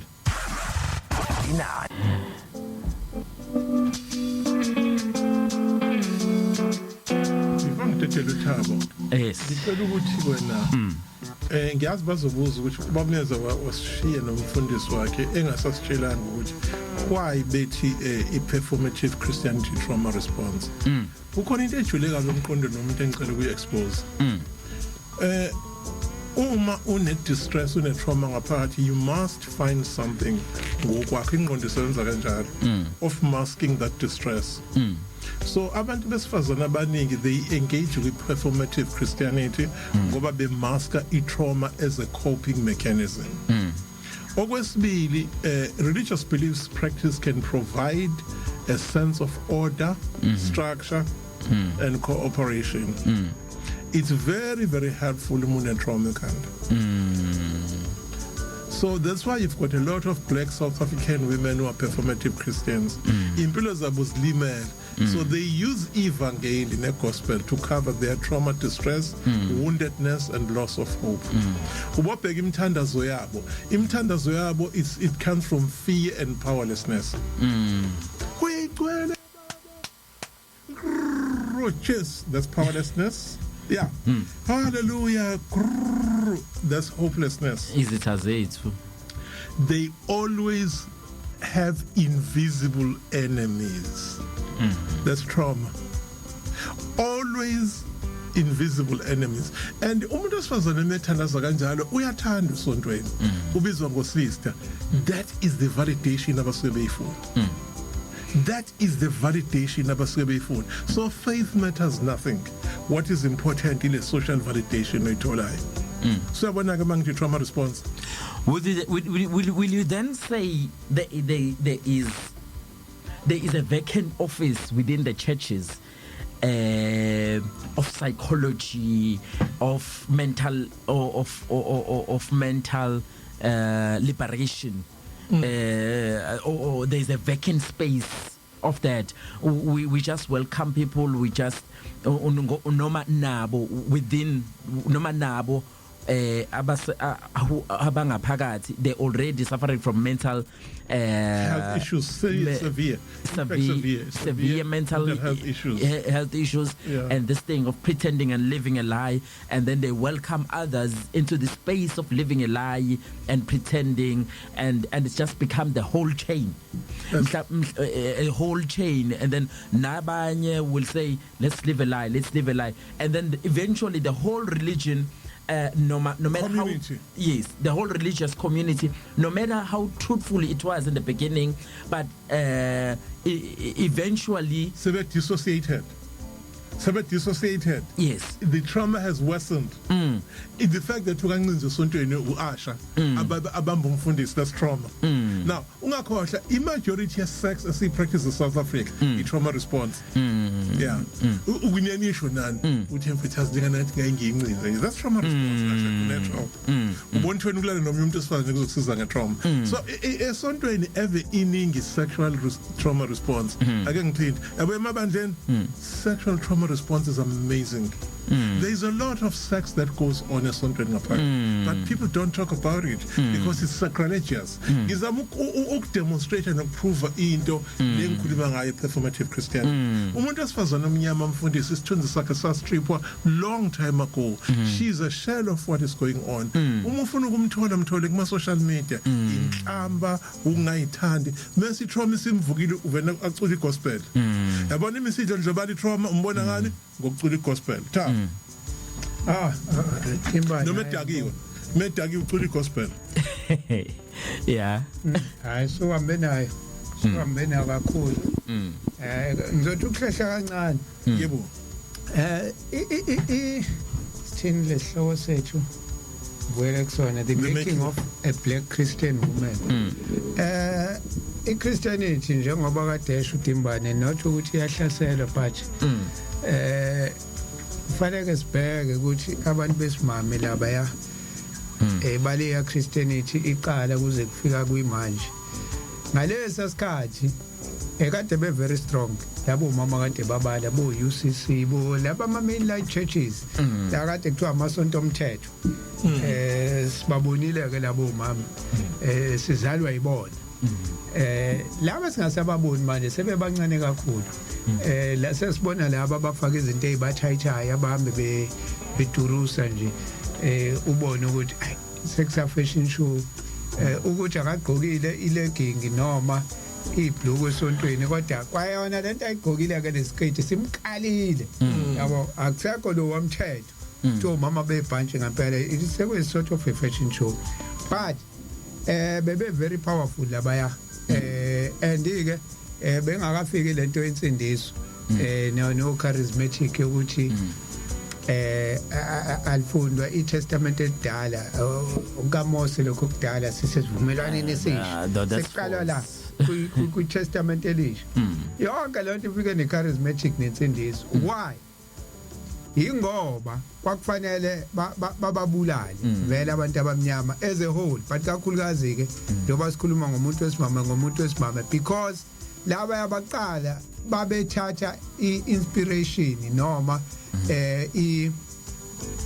angithi inspiration so yazi ngize ngicine ngathi nginamalimi ngizama ukuconvert isigisi to isiZulu babe thatha inspiration kulawo mama o Ruth o Judith obani baseBhayibhelini edala namanye ama character so kwabonakala la ku New Testament abekho labo mama banjengalabo balapha ku Old Testament in fact bakhona maybe they're not being talked about bakhona uzotshoba Maria Magdalene they you can say o Telka you can nampo or Aquila or Asher. There's a lot. The evangelist. Back on the evangelist. Yes. Yeah. Laba or Deborah. The chapter. Deborah was a masterpiece. In fact, Deborah Gumena. Deborah's a judge. Yes. Yeah. And Deborah Gumena is as a scale of women. judge spiritually a person who was judge between wrong and good, who can lead the family by being the goddess herself, by reflecting her culture, by respecting the pivot of men. Barbara uthathu impahla yakhe le ubale lo mjida wakhe weak the most Barbara paswakuba he had a weak husband but army general. Kwani waxaba no David? No. Deborah, the judge. Kangisho indoda le. No, ixabananga. He was an army chief, but he was weak. But why has Utunkosazi wakhe strong in faith? So he could consult with his wife. Awasekho amadoda respect amakhosikazi abonathi umkami ubusisiwe ngevangeli. So this is a woman I can consult. So uBarak wambuza wathi no hamba nje isando sami uzolwa kanje uBarak won. And then that even raised another thing uBarak which this woman is great. She's God inspired. Phike lamakhosikazi kanjalo esikhathini sana. In the New Testament sabathola Elizabeth, sabathola Mary mama kaJesu. Chapter yabo. Ufuna wena uzomtshela izinye izinto labantu akhuluma ngabo umfundiswa uMaria Magdalena was very powerful ngoba ake ngisho yes uMaria Magdalena wethandana noJesu and in that relationship it was such a powerful relationship sibulewe eBhayibhelini ngokungakhonjiswa in romantic relationship phakathi kaJesu noMaria Magdalena. Kumina they had a romantic relationship. Jesus was so deeply in love with this woman. At the end of the day ukuba thina savezelwa iqiniso lothando phakathi kaJesu noMaria Magdalene ngabe imshado njena because ngabe sithatha i-romantic relationship kaJesu si embrace and love our wives. Akho ngimbuza umfundisi uthi leta zamuthi iphi chapter ongayifunda nje uthi nayi bayikhipha ibook of Mary Magdalene bayikhipha they befuna ukuya lapho ukuthi there was a ayikho the New Testament into efana nale lapha ya ku Old Testament la kukhulunywa ngamadoda nje Matthew, Mark, Luke, John bani yovala ayikho incwadi yomuntu wesimame lapha ku Old Testament uzoyithola yabo. So ingakho ngithi lapha ya ungafunda ichapter umuntu wesimama and bakwazi ukudraw inspiration bayifanise naye lo muntu wesimama ekhulunywa ngaye la lapha kuyadlulwa kuthiwa kwakhona utelka kuthiwa kwa ngake ayikho into ochazelwayo but ngibuyela lana ukuthi lapha they drew inspiration there and they were very powerful labo mama. So makufika charismatic nalento ensindisa kuthiwa ilahlwe le yanto endala akugxilwe la kwaze kwakhiwa ey'koleni thina zasinikeza lama testament amancane abovu ane New Testament phela ningayi ngale ngoba manje sekuyavala ukuthi ningayi ngale because lento engale i-inspire abantu yabo. So for mama nje ababa amaKristu aba very Harriet Tubman umuntu wesimame but they call it Black Moses, our Moses babembiza ngoMoses because waye umKristu but i-stories kaMoses ekhulula abantwana baka-Israel some inspire ukuthi akhulule the black slaves from the plantations. If only they knew if only they knew kusho yena that they're no longer slaves. They would have split 100 more. Yes. So why was to draw inspiration lapha from iBhayibheli, Old Testament and practice into ayifunda lapha wakhulula inqwabe abantu abamnyama eyephindelela emafama eyobalanda abalanda bakhiphe kuStephen. Now laba ke sekufike nalento ensindiso hayi ngobani izama ukuthi they shouldn't draw inspiration kulabo abomama babe strong ababe nama morals ababe ngwele gijinywa ngala kuthi umthetho awusekho kade last week khulunywa leyo nto ukuthi usubethela umthetho ningabe nisayunaka indaba yomthetho nisindisiwe this and that and that and that. So laba baqala the reason they were strong ukuthi noma bekhona esontweni but babe draw inspiration kulezi ayitory zalabo umama ba strong now amadoda strong but ngala it's all about grace. Ingakho ke kunje ngoba benza isinomi kanjani. Singaya bomama bebhantshi bala eSouth Africa. Bona uWinnie Mandela, umama uWinnie Mandela bebefaka zona ezebhantshi baya esontweni. Kodwa yambo uthi ube strong kangakanani. Name me a strong black woman manje okholwayo. Yes, My mom. Wait. Unfortunately, she's late. Mina ngisho waziwa eSouth Africa ukuthi nangu umama okholwayo wenzeni. Wait. You can't name. Akakho zomkhomba. Yeah. I'm on air. I can't name. Come on, goodness. Let me go back foot. Oh mama uNocturne. Unkosikazi oqala kaMafukuzela. Bakhe na ikole. Bakhe ikole empowerish abantu wayifundisa imisebenzi yezandla umama Nocturne la oshaka. Into angakho curriculum yamabhunu babeyifaka ezikoleni ukuthi no abantu abamnyama have to be ukuthi bakwazi ukuyisebenza bayiman bangadependeli ukuthi mabeqeda isikole bayosebenzela belungu so fundani la wayifundisa sewing khona la cooking khona la elokhuzeni ohlange la ngikubalela omama ke mina bebhantsha ababekholwa who did something babaziwa namanje ibhaliwe imlando yabo phansi and angikhulumi ngalabo bomzabalazo kuphela njengoba ngidonse one lapha ya kulento ye-struggle so kulwela umuntu omnyama ngidonsa one lapha ya uma ngikhuluma ngomama Nocturne ukuthi wayeba empowerisha ke yena beyingane ethatha youth ay empowerish elungiselela ukuthi kusasa iba ama females ayimele ngokwawa independent akwazi ukuyisebenza ayimele amise nemndeni yawo ukuze ibe strong so ngisho lokho ukuthi iChristianity not ukuthi iyayimbi kuya ngokuthi wena uyisebenzisa kanjani mawungala kulezi ezithi umthetho awusekho usowabethela don't go lapha ya iTestament endala usala nalento yegrace vele ke kuzoba ilento esiyibonayo ngobani noma bangaya kophuza izolo bebephuza the whole night bavuke baye esontweni ayikho inkinga ngoba kunegrace yabo sebona le ivangeli legrace elibabulalayo abantu besimame ngilapho la ngikhona ukuthi hayi ukuthi sithi njengoba kadesha uDimbane hayi ukuthi siyayihlasela but ngaphandle kwalama conference awasho uDimbane ukuthi akube nengqungquthela the conference of Cape Town kuhlalwe udiscusswe kahle kahle futhi ngakaye wonke amabandla ngoba njengoba ngishilo khona bayengene lapha ngo it's purely business and abantu abangena lapha they are easy target because bahlupheka abaswele and bamavila balindela umuntu ozothi uzani la kumina banikele ofaka imali zobona uthini uDimbane uthi pray as you pay ofaka imali uzobona ke lapho so balindeleni labo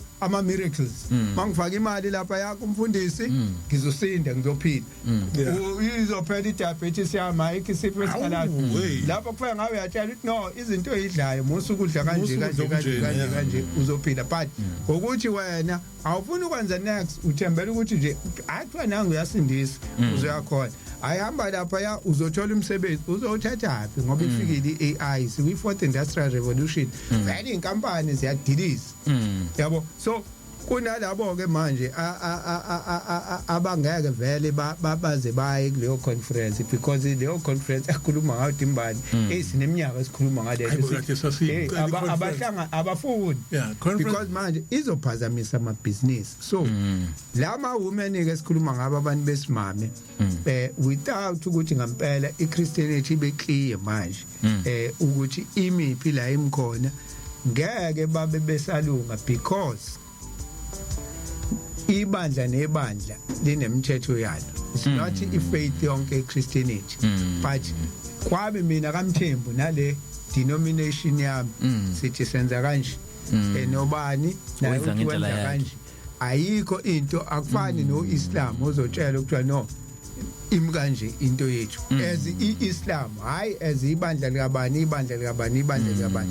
lapha kwiChristianity nje noma niqula iBhayibheli interpretation denomination yakhe ne-denomination yakhe kwayona i-denomination as i-charismatic denomination iyodwa ihlukene kaningi kulula kakhulu lapho isihlukene kaningi ingakho ngithi kulula kakhulu lapha because even the grace mina fortunately I'm a grace preacher le grace okhuluma ngayo is misquoted but ngenxa yesikhathi I won't explain but it's misquoted lo khuluma ngayo and I know people who have misquoted it and they take it galendlela o ishoyo kahle yes kahle igrace akuyona into indawo yokudlala but ke asikho lapha but kunento ebhlungu sisakhuluma about a Christian woman kunento ebhlungu engiye ngiyibone and bengilokhu sizokhuluma nawe about yona Thabo we explain mengihamba la ngiya emsebenzini around 5 ngoba ngekhathi sekuseni kunogogo there is a certain religion one might guess ukuthi yona yipi but there's a certain religion what they do is that they have food offers for all gogo and it's so sad because abanye ogogo they can't even wake up ekuseni but because they need food bayahamba and then dawo is almost close to town can you imagine ogogo abantu simply because they need food and if ungitshela ukuthi mina the black churches can they not afford and musukubuza ukuthi basuke beyokwenzani wena ungazitshela ukuthi wena nje bese bevuka nje basuhlaba ulanda ihlapha igrocer ye1000 noma bagcwale la elokushini la ama soup kitchen what nala amaka B la uphuma la enandi phakathi efarmeni bafica kuseni lapho bathumela nezingane negarden kuyolanda izinto ezintathu nobisi mfethu and that is so sad like cannot ama Christian churches ilento phela sihlala sikhuluma la eDimbane sesikhuluma ngakho and ibhlungu lento iyenziwa uStekeni ibhlungu lento washona uStekeni iorder phakasiza abantu isekuyilekesi bonke laba iblueprint nansi ngikhona uStekeni oyi1 bahlulwa yini labo ukwenza lento enze uStekeni yabo labo gogo khuluma ngabo bavuka ekseni bayokhangaza ukudla ngesonto bathatha imali yabo bayonikela lapha esontweni ngoba mabengayihambisi bakubuza umbuzo uthi ngizongcwatshwa uba ngaba ngambuzo omunye ethi awambona umuntu ebolele emgaqweni njenganje nolutho akekho umuntu owamfica eKhamsile emgaqweni nje ngisho ipara ngisho isidako siyangcwatshwa manje ucaza ukuthini mawuthi wena usuyela ukuthi ungcwatshwe njengoba nongekancwatshwa agcinani uzongcwatshwa waza uyile ukoyihambisa le mali yakho wena noma sicubisana noma unawo uzongcwatshwa kodwa engikwazi lokho so manje banale fear ke emakhanda abo ukuthi emangasayi ngizongcwatshwa ubani ngoba manje kufanele ayohambisa le mali now it's a very sad part lento oyishoyo baphi ke labo mama esikhuluma ngawo the empowered women lawo esikhuluma ngaba be very powerful ababeqala ingadi ngisho khona emasontweni bekunezingadi emasontweni sikhule kunjalo ukuthi ingadi azisekho sikhule kunjalo emasontweni ukuthi ingadi azisekho emagcekeni amasonto ngikhuluma outside la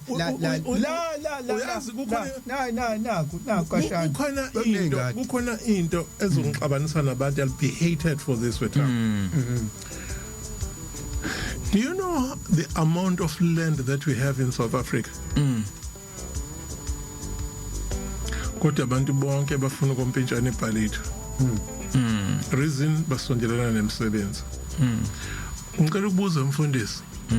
Kwenzakalani umuke waphuma eEscort usubhekene left and right of a freeway ekabali yalento ekabani mfundisi nebhodi under government control for 150 kilometers ngabona ibhuni limkhona la usho khona mawuphuma eScort lime bridge lapha lithi laba abantu bafuna iland la isho ngama kilometer ukuthi kusuka la kuyapi manihamba la nje nihamba la phuma eScort what island phuma eScort ingane uhulumeni wenu nisho ukuthi nifuna le land le bese keep iza nisebenzisa. The reason why that land is not arable is simple.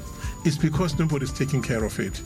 But mangase wena uthathe iland between Ladysmith turn off ubale nje 100 kilometers bese ususa zonke lezi ayihla ukuthi so easy to do. Utshali cypress kuzona bese utshali rosewood ngala along the freeway utshali rosewood.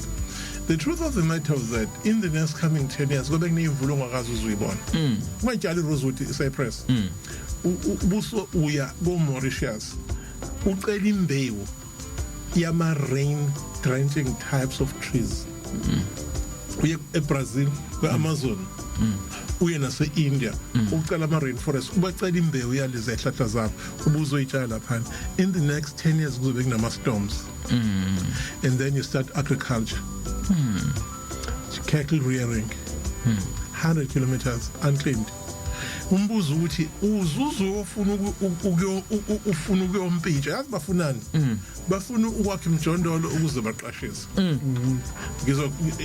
bafuna ukwakha imjondolo ukuze baqashise basazobulalana ngale nto yabo waphela South Africa once you start making money people want to murder you analyze you. Right, kumsakazo khamba phambili nada 88.4 FM today's best radio. Yebo nondu sawona ndu. Yebo sanibona. Engathi uyashesha nje ukubuya mfethu. Isikhathi esishesha. Nondu ngiyakuphila. Engathi yazropa nje. Rob. Alright, kusafika Nondu Juzo Nomvalo uzosipha izindaba zehora leshumi nanye khona emsakazweni nada 88.4 FM today's base radio. Khona ke lapha nama comments lapha ku WhatsApp uzothi 0687649969.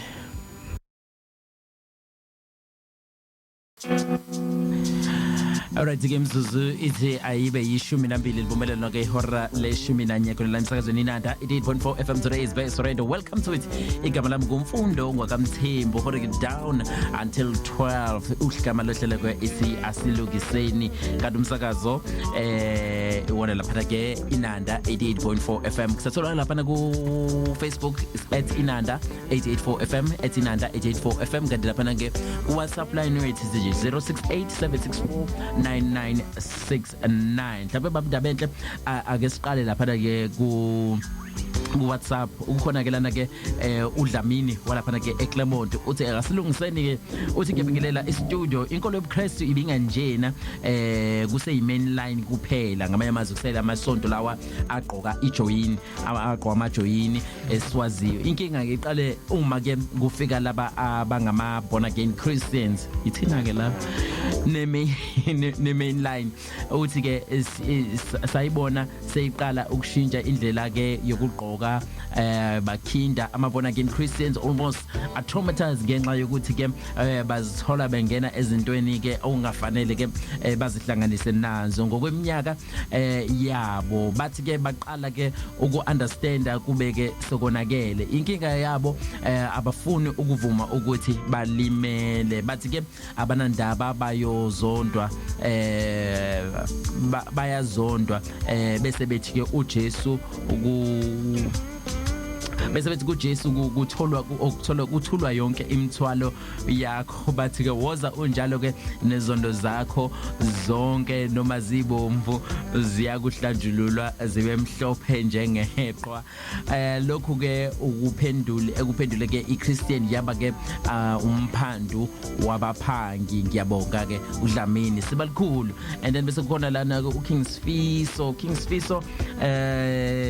sawubona ngizowe ngithi nje uyithi eka Kings Fiso ngibona ukuthi siyayithola ngala Kings Fiso sawubona ngibingelele studio ngibingelela kini nonke yebo abasakazi bohlelo oButhabo obabundabe kanye nabadidiyeli bohlelo lapha ngemuva abaphathi station kanye nabalaleli benanda FM siyaluza uhlelo olisihloko sithi the making of a black Christian woman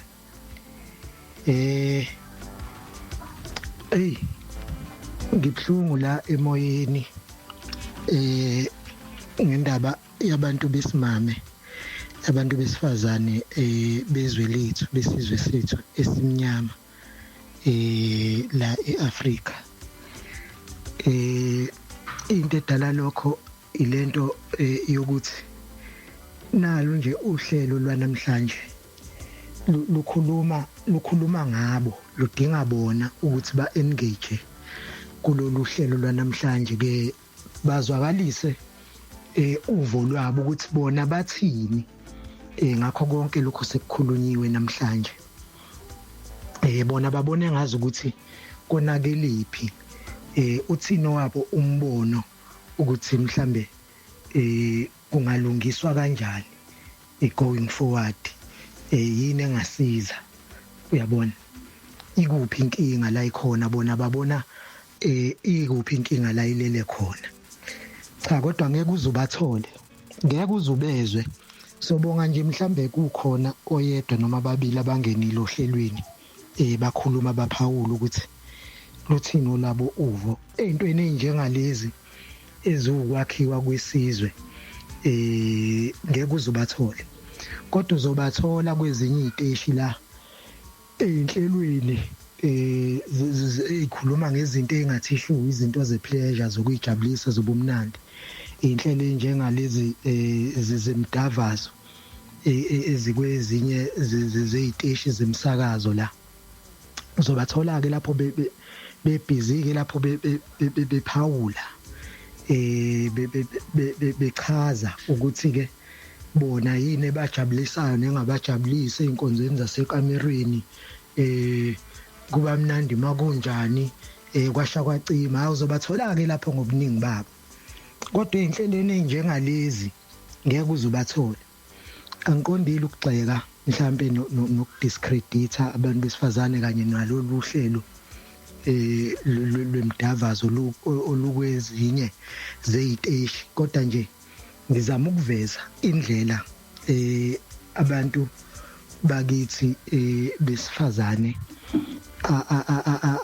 abakhe free ngayo esikhatsini sanamhlanje abajabulela nje kakhulu ngayo izinto engathi shu baze babe involve kuzo kodwa bese kuthi izinto ezivusa isizwe neyisi isizwe phambili bathule ngathi abekho kuzona bangaphawuli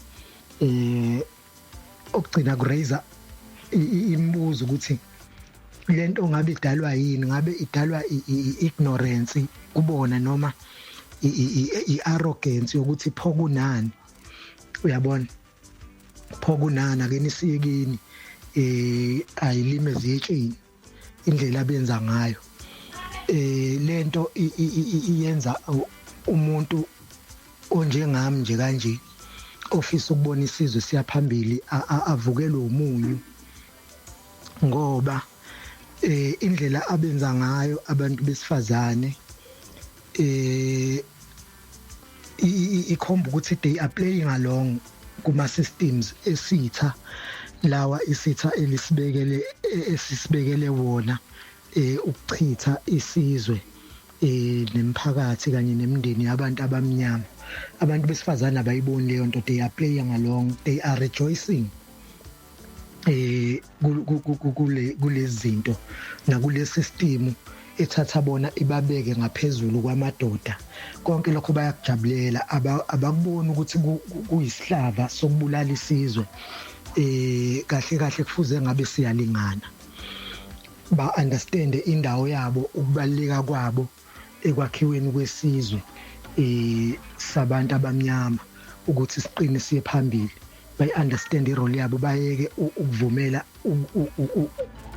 ukudlala isitha sibatshela ukuthi kufanele babe ngaphezulu kwabantu besilisa ngokubaluleka ilapha indaba yami namhlanje ngibhlungu kakhulu kuningi mhlawumbe okunye bengisangakusho kodwa manje ngenxa yokubukela isikhathi sengithi ake ngithathelele ithuba ngehlele ngezansi ngingaze ngilule kakhulu angibonge uKingsfiso lokwadukuza eStenga phansi ethethe esidikidikini awumadoda washa uKingsfiso kwathumela umama Ntuli la maka Queen Rejoice voice note ekhala ngayo le nto emasontweni sebeyithola bengenandawo bona abantu abadala ngoba iyouth sithi take over sekwenziwa izinto nabo ezibaqakayo ukuthi kwenziwa njani kunomfundisi okangawe Mthembu uphethe obaba abadala nomama abadala ubaphethe ngani la umehluko phakathi kwami nomunye ukuthi mina ngikaniwe nomuzi esikhuluma lo munye waganiwe akutshele lo sisi ungasabe nangu esho ukuthi idini khona ufuna ukubuza ikhola na uthini ikhola Oh ngiphendula yona nje njengamanje I'll just quickly okay so umehluko wena uphethe uphethe ngesikole ukuthi une certificate iyona into ibanje seliphathwa ngayo manje uDr Bani ngine degree ethile nginokuthi so lokho bese kumbeka ekutheni yena ngoba ufundile size uphuma eAmerica uphuma wherever la iphuma khona sekumbeka ngaphezulu kobaba abadala abafice la ebandleni ngokuthi yena ufundile bese zo implementa izinto eziyisimanje manje ngobani ufuna ukujabulisa iyouth baze basho bathi baneyinhlelo zokubamba iyouth esontweni bangaletha ngisho DJ esontweni uthi kuzodlalwa amapiano ngoba bafuna ukubamba uku-attract iyouth enye ke izinto ke le efika ibulala ithi incwadi kaJeremiah 6:16 lethi usho kanje uJehova uthi yimani endleleni nibone nibuze imikhondo yasendulo ukuthi iphi indlela enhle nihambe ngayo ngiyakufumanela ukuphumula kwemphefumulo yenu kepha bathi asikuhamba ngayo ile youth ke namhlanje kuyethiwa kubuza kubantu abadala ukuthi webo gogo nina la evangelini benenza kanjani bathi asiyokwenza kanjalo thina sesiyisikhathi sethu manje thina sesenza kanje ngesikhathi samanje lento esho uKing Swiso ukuthi this is why bengafuni ukuyimbandakanya nezinto ezinhlelo njengalezi because bahamba nehambayo manje into etrendayo manje iyo leyo mdavaza yakhuluma ngayo so kufanele sikhuluma ngayo lezo kwakhe isizwe nani abayingeni lezo zinto why bashawe isystem it's a trap vele it's a system ukuthi kufanele kube nje so if kungahlanganwa ngibone le system futhi bangafuni ama advisor abantu abadala ngoba babathatha ngokuthi abantu ababackward abantu abastraight isidala ngeke kuze kulunga ngoba vele yonke iblueprint iphethwe laba abantu abadala so mokhipha bona uba discard uthi nina senizokwenza isimanje kuyohlala futhi kuzoloke kuyaphansi nje phansi sokugcina singakwazanga ukubona isimanje abantu abadala bayidinga indawo esontweni even ufundi iBhayibheli kuthiwa there was a council of the elders noma angebe umfundisi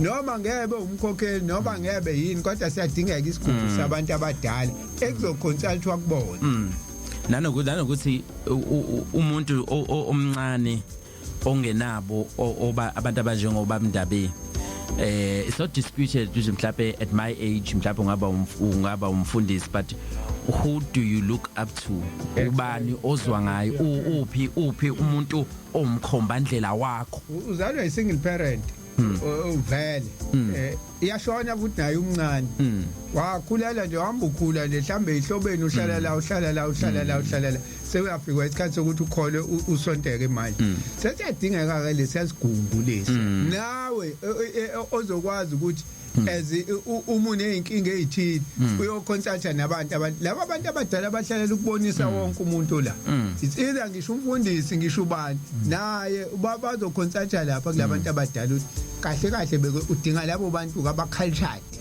and you know and into engiyisho mina ukuthi i-calling whether be it calling yakho ubungoma be it calling yakho uba umfundisi any calling ayiki calling elula so wena ku calling yakho uzohamba wedwa uthembeni ayikho babanjalo ke laba manje uhamba nokuthi mina ngiyazi njengoba ngitshathi uhamba nokuthi mina ngiphethe ijazi lami lobudokotela nguDr Bani we theology and what not nitanazi lutho because even if emsebenzini in a normal workplace you need someone who's senior ukukutshatsha ngesindlela so when ufungana ama senior a place that has no seniors is ayilungi ngeke ngizilungi.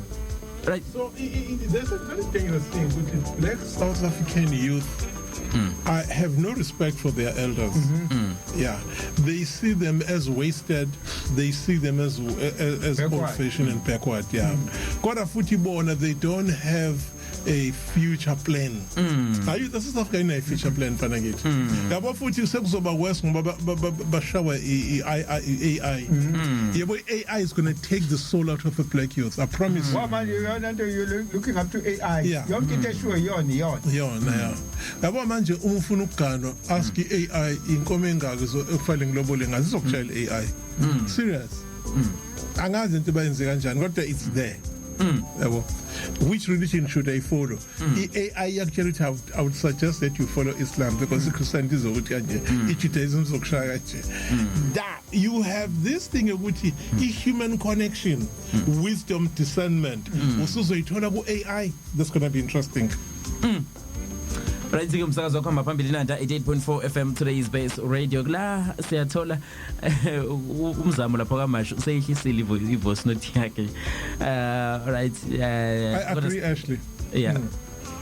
Otherwise sanibona khona ola bamndabedle obhalile la I think Octopus uthe umlilo ubanjwa izinkuni ezindala. Yeah, uqinisile ilapho nje. And then labana umuntu mfethu la ku WhatsApp uthi ke morning Thabo uqinisile ubaba umayithi ke bafuna ukwakha imikhukhu ukuze ke baqashise kodwa benawo amakhaya la ezweni there are few people abangenawo amakhaya ngenxa yezipi nokunye like floods okubucayi mara most people bashiya amakhaya beyovula imikhukhu everywhere emhlabeni kungenasidingo and that creates more poverty crime bese ke uyazibuza ukuthi ke umuntu omnyama ufuna ukuya phambili. Can I prove a point? Yeah. Oh, sorry. Can I prove a point up? Are you aware ukuthi kunabantu abahlala koJohannesburg unemkhukhu u10 eJohannesburg unemkhukhu u10 eEastern Cape eMthatha unemkhukhu u10 eThekwini iyona business yase survive ngayo futhi eGoli Square njalo ngemonth end uya driver azo collect eEastern Cape adlula collect eThekwini adlula collect. There are so many of those. Ngabona something umuye South Coast before qhamukele garage South Coast before qhamukele eMgababa. Just when you saw it inside, there was land. There is a vacant land amanye second. People do not know that that land is owned by Toyota. Angazi abantu bamesithane kanjani. Kwaba khona oqoba qambela amanga. By 9 o'clock bonke abantu basebenze amakhona yabo amakhona ngiyakhumbula kubale uma video yakhumbula sebeyisikele bona indawo kwafika amaphoyisa athi no there is damning evidence indawo kaThota. People are disappointed. You know, but awubheke kwakwabantu aba desperate akesibheke imoto ezayibhakela kwakumi ama G6 kumi ama sports car ngale on the Mfume road kwakumi ngisho iFerrari yabo. It gives an idea ukuthi obani ababefuna le ndawo babefuna ukwakha imikhukhu again la bezokuza khona abanye ke they've taken it further manje sebakha ama flat le ndawo. So ngizama ukuthi again there is another thing who needs land in South Africa. So ngithi mina up until sitshale kusukela eMaritzburg size siyoshaya Van Rieenen from Pietermaritzburg to Van Rieenen sitshale all over the place senze into ekuthiwa social farming inkomo zigcwala lapha zingantshontshwa let them graze imbuzi sibese senze ke Thabo si genetically make imbuzi zizokwazi ukusustain leya weather njenge pure pork. Then you have a richest country and ama resources and now yonke into why people don't need land. Indaba ukuthi uzonikeza abantu land between Scottsburg and Mthwalume kuzoba nemjondolo right through bese kuba ne crime babe bazobulala labelombe abala along the kube mess and they are going to destroy le ndawo for the next coming 100 years and it will never recover from there. Yo already umsakazo khamba phambili nanda 88.4 FM today's best radio asilungiseni igama lohlelo and hopefully na wena into esemqondweni yakho ikulokho ukuthi nje asilungiseni okwamanje ke sigijime siphuza amanzi. The music you love. The eThekwini municipalities. Already umsakazo khamba phambili nanda 88.4 FM today's best radio yazi le show iqale manje siyaphela njalo hayibo bafezwe sasheshe isikhathi. The making of a black Christian woman. Yeah ne. Yeah. No usuka kude kwi-oppression usuka kwi-degradation usuka khishweni isithunzi usuka ekudlwengulweni e-undermine ususwe ngisho epulpit so that she might not know God. Wasedayisela ihodom ngala ubufebe kwabekwa iChristianity eduze kwakhe, making it difficult for young black women to have a good role model. So what happened is the young black women opted for whoredom as a model.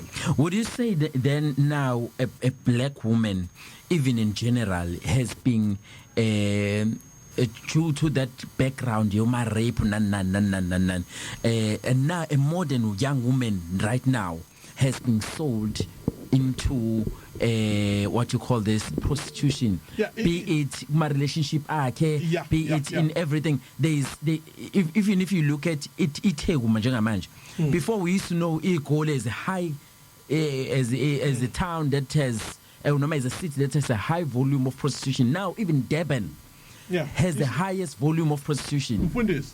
A majority of normal relationships between young men and young women are more prostitutional than emotional, developmental, and connective. That's prostitution. Angimfuna umfana onengane ngifuna ukuza nengane amathande yona ezakhe ezisayini noma wazo naye afunda ukuthi uzothanda ezabanye. That's prostitutionalism. A young woman who's dating an old married woman and having holidays, that's prostitutionalism.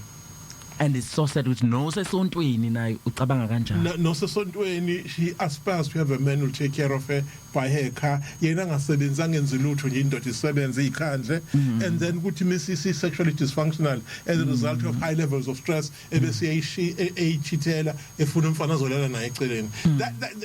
That is how young black women are abanye ayibonke ayibonke. They are caught and imprisoned into that mindset. Yena wazi ukuthi nje mina indoda ngiyayithandazela ihambe ivuka ihambe emsebenzini utshelwe nje lokho ukuthi mina wena nje indoda imiphuma ihamba thandaza. Yeah, that's why a Sikh movement which has collapsed, by the way. Men must. Gosh, what is collapse? It just collapsed because immediately abantu besilisa aba smart, they just saw through it. Yeah. So what has happened now? Uma sicela osisibethi ukuthi siyabakhumbula. Yeah. Okay, angikubeka kanje. Uma sicela osisibethi abamnyama ukuthi siyabakhumbula, we miss them. Abakhumule makeup, bakhumule ama-wig, bakhumule inzipho ezinde, and come as themselves. But dedela imkhaba yabo siyayithanda. Beze benjengoba benjalo. All shall be well, abafundi. Ngani na se create a very deadlier and dangerous men, young people who like whoredom appearance. Ibona bayingozi labafana bas challenge fake appearance. They are men who have never seen an authentic black beautiful woman. So they prefer this woman when zipezinde ingaka newiki umlungu. They love her. By the way, unkosikazi akakwazi ukuwasha nenzipho ezinde. Yeah. Ayusumthathile lo muntu nenzipho ezinde akasakwazi ukuyigcina ngoba phela kumele awasha clean. Bakwethu ngiyakhala creator. We need to go back to authenticity. Kanti nisonikhuluma ngani creator manithi authenticity. Ngiyayivuma i-technological adaptation ngiyayivuma. But ake wenze nje we creator, go to China, go to Japan and see how authentic those women are. If you look at the Japanese women of 70 years ago, it's the same Japanese woman that you say today. Yes. Even the culture. The culture has to change. When Ayaki culture changes every day, one day we adopt an Arabic culture, but we also adopt an Indian culture. We also adopt a American culture. Or we are not destroy cool. So what I'm asking, if a black woman can go back to authenticity, we ask to go back on a week free weekend. Nangimakhelwane wakho la Dimbane uThapsile uthi mina I'm done nje ngale yokuya esontweni. Nanda FM is the way. Ngicela umnikelo nje bethi Nanda FM is the way phela mina umfundisi waseNanda FM ngicela umnikelo wayizi. Isikhala sona lesemnikelo yabo. Wangaphela lemnikelo ibasiza ngani abantu. Mina ngihlale ngibuthi yeah okay ngithenjiswa izulu nje kuphela ngale mnikelo. Kwayazi ngala oMasulmane nabanye imnikelo yabo iyakhe izinto esizibonayo izizofanda izinto la emalokishini kade ngikhuphuka ngiqhamuka la ngase Big Sis esikoleni la Big Sis nathi boarded cool funded by Al Hamida or something ikole zifandwe imnikelo yamaSulmane nayi Big Sis la angazi noma i-computer lab what yabo ufane la masulumane ngibuza labantu abangaka ke mina ukuthi lemnikele engaka nifake emabandleni yenzani asizwe abalaleli bangaze baqhamuke asikhijimise kumzabo lapha kwaMashu lesa lemnikelo ngifuna uba nomkhaba nami hello phathi bohlelo ngibingelele ubaba Myeza nobaba Sambothi nomfundisi lapha umzamo lo atika Mashu kade ngagcina ukuphawula umzamo ngami ngiyasebenza ngesonto nami ngithi angeke ngisike eliphikayo ngizothi uba mudana nje ningixolele ngokwami ukubona vele ama-Abrahamic faith have done injustice kubantu besifazane. They've tried to ridicule umuntu wesifazane or even write them out of power using the scripture. Reasons for that, Jewish migration ngokwami ukubona ukuhamba kwamaJuda as traders ukuthi the best way they could protect themselves was through the scripture. No wenza umuntu wesifazane omJuda kube lula ukuthi alale nolunye uhlanga because a true Jew can only be born from a womb, not by isidi yomuntu wesilisa, which means uma iJuda lesilisa lishada nenye inhlobo engayona umJuda, uma bezala ingane leyo ngane is not considered a Jew. Ngisho noma ingaba ngaphansi kokholo leJew ithathwa as umuntu who have joined the faith but who's not a true Jew. So ngaleyo ndlela ke the other Abrahamic faith adopted this disempowerment of umuntu wesifazane to manipulate ke ngeyabi direction. But umubuka nje ngokwe history, especially in the last 200 years, umuntu wesifazane umuntu wesilisa i-hierarchy bekufike kuba umlungu, then the Middle Eastern, the Asians, the South Americans, then at the bottom of human ladder umuntu wesilisa bekuyena omnyama and African who's ridiculed to i-bottom scum. And then yena umuntu wesilisa ke naye ke abuse umuntu omnyama wesifazane ridicule as the bottom scum. Through church nokuphila nje kwi-society. Ever since black men have been oppressed, they've oppressed the black women even further. But now zithe izinto mayihamba ngokwesikhathi thina ke sasesiridicula ke ama-gays nama-lesbians. Sikuyiwona ke manje even emasontweni uma ubheka abantu abakhonjwa ngomunye omubi who have to fight for their rights right now are the lesbians and gays and the LGBTQI plus community. So we are all still recovering from trauma ngokwami ngoba nabo gogo laba siba omama besivatho nabo ukusonta kakhulu ngolesine is a response from i-apartheid ngoba omedembe bethatha i-break ngolesithathu bahambe bayosonta bese kuthi ngolesine ke bese bededela ama-mates because they can't go to the church kanye nama-workers abo ama-workers afanele asale kade ingane apheke enze yonke into. So nabo gogo bethu bebethandazela imndeni. It was a response to i-trauma ye-apartheid yokuthi bakude nemndeni yabo bazalile iy'ngane bayishiya nogogo namadoda futhi nawo awekho ayosebenza emayinini. So lokuba over devoted bekuyi-cry for help from God and even psychologically ngokwami ukubona. That's how I see it. Ama-Abrahamic faith have really done injustice kumuntu wesifazane. In general, you can ngafunda ko-Spanish Inquisition, ubheke yonke indawo abantu besifazane bebulawa kuthiwa bathakathi, especially if they are single noma if they are trying to ubaphutha umnotho or uba-drive out of the land. There are a lot of things when you look historical ezenziwe to ridicule umuntu wesifazane. So to such a point ukuthi umubuka nabo America ama-feminist movement amaningi have used blacks, especially black women. That's why ubaba Myeza ekhuluma ngalabantu besifazane ebewenziwa ama-cartoon noma bashutha iy'thombe bebhema ogwayi, because rich white women abebehlangana nabantu besifazane bebehlangana with mostly artists and musicians, people who smoke, who spoke what they believe in.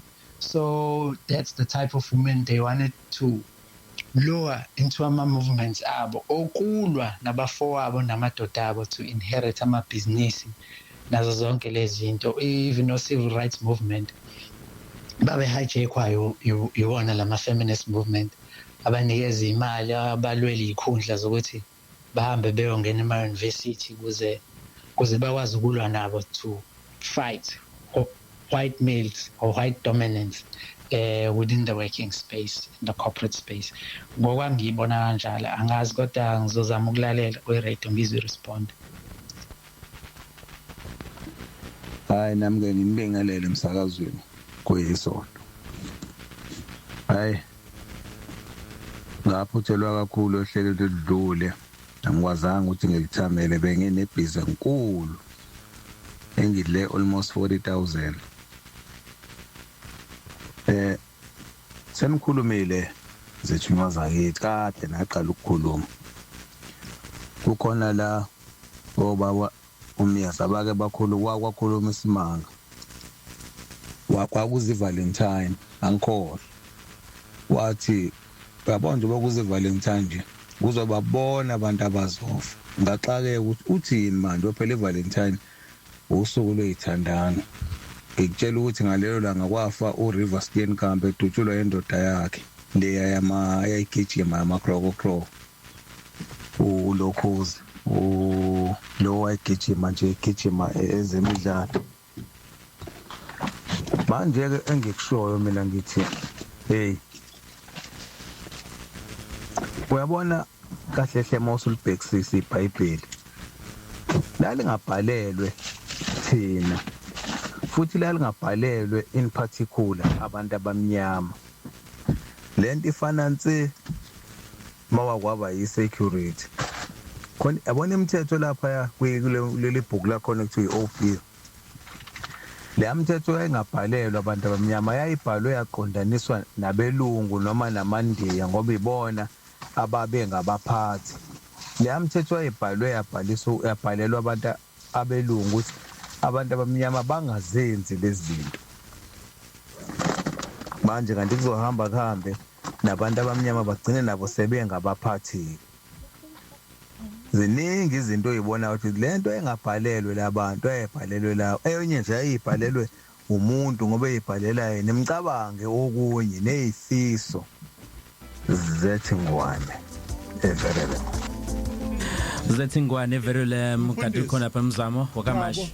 Kukhona ilokuza engifuna senze Thabo, ngicela uthathe iliphi kule, ngiyacela khetha ngoba wena o-informed. No, serious. Yeah. How ukuthi basike becawunti conspiracy theory. Yeah. Kanti ukhuluma ngalo nje. How strategically i-America will harvest the energy around the world. There's a leon formation of harvesting energy. Iyophiwa ama-industrialists nama-billionaire. Ebese creator i-craving for your own energy. Yes. Bese bebuye bezoyimpoza khona. Yeah. For instance, do you know ukuthi uphuma protest nama-placard? I-America ngakushintsha ikwenze kube fashionable, ikwenze kube safe, ikwenze kube fun. Ikwenzile vele kunjalo. Nigcine ningasaprotest. Ayigcine ngasesilutho. Ama-protest abantu, and what does it have? Kushintshana. Exactly. Yeah, bathatha into simple phenomenon. So what have they done? Ba interview mhlambe kubantu abawu 500,000 bebe-protest. They only interviewed 20,000 people. Base bethola i-mindset ye-protest. Behind protest is not about complain. It's about the desire of the people to express their anger. Bese bencreatela into ezobulala leyo anger bandeselona. Bese kuba ama-protest kube fun. Uzwe kuthiwa let's meet ema-beat, it's a protest. Then this Java. Ama-social psychologists. I'm a protester in the future. Go to a meet at King at Mabida. There will be Sjava, there will be Tira, there will be so and so. Come and protest. Bring your placard. Ulbeke phambi kwesitalo sakho. You know that. Kube kusho ingoma, there'll be free beers at the end. Return a free cup in plastic. I promise you, those are the future protesters. But keep them control. Exactly. When enzani our protest, it's either as a bomber, akubulale. Exactly. Mama inkampani yenze something angazwanayo azoyithenga buy it over abanazo isikhathi ngakwabona amajudu awabona be protest ngakuzibona isho petty black kodwa wona fanda lama protest umzamo bangesamphendula ukhuluma into ezibalekile umzamo yes ukhuluma into ezibalekile ngempela ukuthi ngempela lezi zinto lezi ezenziwayo izibalimazile nayo lekade ibali ukuthi nalento ukuthi omama babeya lapha ya kakhulukazi laba abasebenza emakhishini just ukuthi bayoyiphumuza abaphumuza ingqondo ngoba babengeke balokhulu so isonto lalibalekele but into enkulu ngalento yesonto ke even laba umama laba bakhona manje kuthiwa ba empowered ke emasontweni ngani umama uyisigwili ngani umama ufundile ngani umama unjani ayikho into ephathekayo abayenzayo ngemali yabo ngemfundo yabo bazokwenzani ngemfundo yabo uzowabona ibandla lika Dr Sorenso ubizise mina kuyohlangana endlini kuhlala ngiyakayenza into esihlala esihlanganisa ngayo njengekastekini ukuthi nansi into epractical sinezingadi sinamafemu okay bayihlanganisile imali banendawo la emakhaya nangusitekeni unamanzi harvest amanzi lapho unamafarm that's umbhubhudlo nanku la kuneyiphethe yonke indawo okay nathi sizolokhu sobhotlisha amanzi ukuze senze amathuba omsebenzi and make more money bona benzani amasemina ubathola yonke indawo bayoma nje kuhlala abantu bakhipha abantu 250 350 niyohlala nilalela abantu bakhuluma abazenza izinto ezipractical lento eshow Dimbani uthi ke ama protester kusasa kuzobe kuthiwa uzani emabhide niya protesta njani 50 years ama-China ama-peasants were planting kuthe after 36 years but discover ukuthi igovernment isinemali eningi eqhamuka from agriculture billions and billions two there was a catch akekho umuntu owayelamba eJapan ingcoso leChina ngoba access to tamatisi brinjolo green pepper also in abundance konke ukudla amazwe aseqala ukuthenga khona ezwe ukuthi ukudla sekwe offer supplies but amazwe ayethenga ethi give us at the lowest price but okay name your price basho but they said to supply France Austria wonke ama European countries a supply China supply ukudla cheap you see bonke babetshali eRussia ukuthi nosho same thing ukuthi mina ngafida umhlaba wonke ukudla lalela ke Thabo uyabona ibuilding engange 320 angithakhona eChina awasafuna umuntu guess what they did bawa converter bafaka ingulube uthi ingulube ziphila from yazi izingulube zenziwa kanjani ukuze singabi nayo trauma zifakwa kuma pen kanjena bese kuba nokudla njalo imishaya phansi kuvene kwehla ukudla once yabona ukudla iyadla there is water so awekho amakaka there is no infection there is nothing each building houses 2 million pigs ake ngicela ukuvalelisa ngapha Thabo kaSabothi uyavalelisa uthi umdali mayivumile siyawuphinda sihlangane futhi number yami WhatsApp 076 054 3833 076 054 3833 uzongwhatsappa uzongithola lapho okay Bazalwane thank you so much today is 35,000k thank you so much we reached our goal next week so besenzo kunye thank you so much ngibonge umfundisi wami ngibonge kuThabo thank you so much sibonge creator sibonge ST and all other people who graced this sizoqhubeka next week but inumber ithi 07666 33954 ke ngiphinde 07666 ngisaphuthuma office ke where I've got people that I have to work with thank you so much alright umsakazo kwamba phambili nanda 88.4 FM today is base radio umfundisi umfundo wakamthembu ngiganiwe nonkosikazi oyedwa wesifazane hey kahle mfundisi kahle umntu abetshemeza mntanini abakhosikazi amabili manje ikhathi zokugcina-ke le sekuya kuzukuchaza ukuthi ufuna unkosikazi wesifazane. Thank you so much ku TikTok. Thank you so much for making me a guest. Babu Ndabe wakamyeza lapha ku TikTok, and you are my guest here in studio. Thank you so much Babu Tambo wakasaboti. Thank you so much. It's been fruitful. My word of advice ukuthi abantu ababuyele emisweni kaKristu babuyele ekuthini uNkulunkulu ufunani uthini ngeimpilo zabo. All right. Mbili mzuzu ngaphambi ukubumbalela ke ihora le-12 khona la emsakazweni Inanda 88.4 FM today's best radio. We are making way for uHamza ehambisana nayo lapha ke uCanon khona la emsakazweni Inanda 88.4 FM today's best radio. Starting out we do Donnie McClacken at We Fall Down But We Get Up.